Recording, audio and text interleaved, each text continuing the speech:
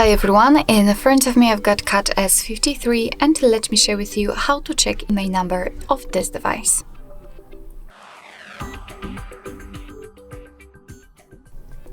So basically we've got two different ways to check this number.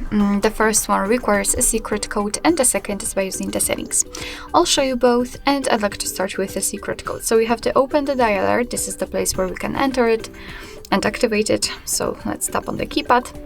And the code is *##06#. And as you can see by this code, we are provided with the first and the second IMEI number of this device. Let me tap on OK and let me show you another way. So by using the settings, it will be... Hello? Okay. It will be useful if for some reason the secret code won't work. So let's enter the settings.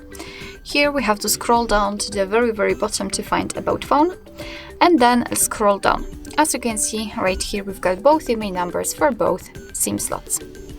Alright, so basically that will be all. Thank you so much for watching. I hope that this video was helpful, and if it was, please hit the subscribe button and leave the thumbs up.